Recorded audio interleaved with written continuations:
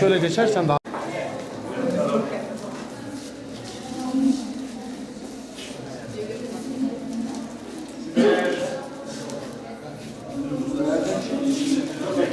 Bugün hayırseverlerimizin lisemize yaptığı kıyafet yardımı vesilesiyle buradayız. Her fırsatta biliyorsun bunları biz açıklıyoruz. Özellikle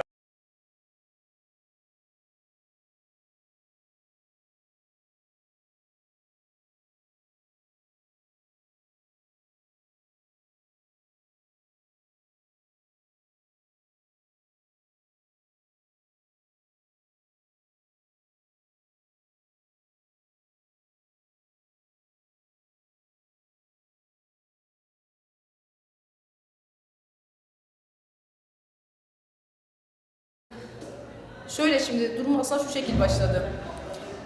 Sabahleyin okul önünde her sabah bir toplanırlar öğrenciler. Yani okul konuşmaları yapılır ya da İstiklal Marşı okunur. Oradaki gözlemlerimde havanın çok soğuk olmasına rağmen, yani kış koşullarına rağmen öğrencilerin birçoğunun kabanlarının olmadığını gördüm. Botlarının olmadığını gördüm. Ya bunun için yapabileceğim bir şey olduğunu düşündüm, imkanlarım vardı. O yüzden ben de şartları biraz zorladım. Sosyal yardımlaşma üzerinden biraz zorladım. Geçmişte tanıdığım insanlardan zorladım. Sağ olsunlar bana da yardım ettiler.